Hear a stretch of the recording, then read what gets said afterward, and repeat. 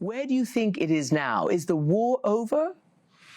Well, there has been obviously significant developments in recent days and recent hours.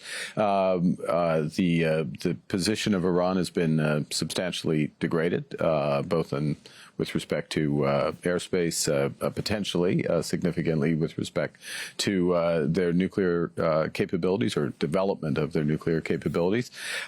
And that's created a window for this ceasefire as we're talking today, as the President Trump has declared a ceasefire. We'll see how it holds. The recent Iranian action, as you know, was consistent with leading up to an actual de-escalation. So, again, as we're here today, it's promising, but much more needs to happen. What do you make of the Iranian response? I mean, there was literally everybody on the edge of their seats as to whether this was going to be massive and trigger another massive U.S. retaliation. In the end, it was, in their words, proportional, and in President Trump's words, kind of a weak response. And he actually thanked the Iranians for even giving them all a heads up so they got everybody out of harm's way.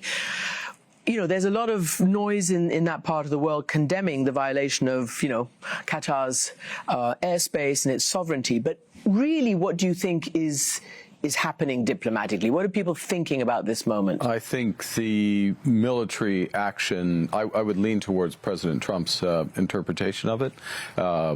The military action was also a diplomatic move by Iran. It was, I mean, we never welcome, obviously, hostilities and reactions, but it was proportionate. It was de-escalatory. It appears to have been previewed, which allowed, and they're Canadian soldiers at the Qatari base as well. Did you get them out of harm's way? They were out of harm's way, yes. So it's par for the course, really, and it gives, as far as you're concerned, an opening for diplomacy. It gives an opening for diplomacy. I think that's the right way to put it. And the question is, does that diplomacy really get traction and move to ending this risk of nuclear proliferation? And does it lead as well to broader, a broader ceasefire in the Middle East, including in Gaza? I'm going to get to Gaza because I know it's incredibly important to you and to so many people around the world. But just on this issue, President Trump at one point posted about, hey, why not regime change if they can't make this, you know, what did he call it, make Iran great again? Why not change regime? Israel looked like it was really going for regime targets and a lot inside, frankly, densely populated areas like the capital, Tehran. And they said to give a space, at least, for people to rise up and take their own destiny into their own hands. Is that something you would have supported? Did you support it? I know you talked to President Trump on the phone during all this. Well, look, we're not an active participant in this in these hostilities. Maybe that's an obvious point, but I'll just state that to begin with. We very much have had a consistent position over many years that Iran cannot be allowed to have nuclear weapons. We see that events are making that much less likely, and that diplomacy taking its course. That's the responsibility of the Iranian regime, as it is. They would serve the Iranian people well, at a minimum, to take the nuclear option off the table for Iran.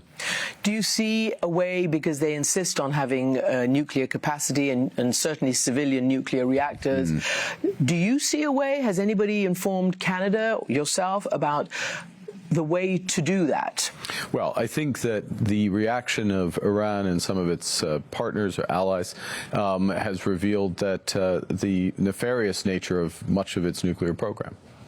I mean, there was a fiction that they perpetrated that this was for only peaceful means. So you don't believe the intelligence that they had not made a decision to go for a bomb? Well, they were enriching uranium to a degree. They were hiding the facilities, or trying to hide the facilities, over many years on a path that was not necessary, that was entirely not necessary for civilian use of nuclear technology. So I think the combination of that, the combination of their belligerence, the combination of their state sponsor of terrorism throughout the region, all of that points in one direction. And the reaction to the U.S. action also revealed the intent to create that ability, the Iranian intent to create that ability to have nuclear weapons. Yes, that's. I think it's pretty clear, just in public domain information and words, including words of the Russian allies. And how seriously then do you take their desire to go to negotiations to resolve this peacefully? Because that's what they said they thought they were doing when Israel started. Well, they.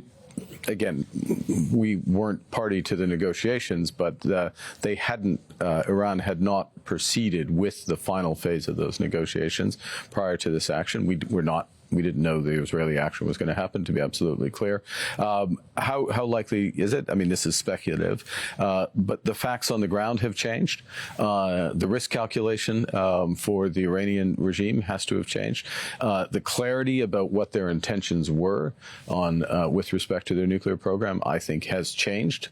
I'm not surprised by that, but it has changed. All of that should point to a resumption of negotiations to denuclearize Iran.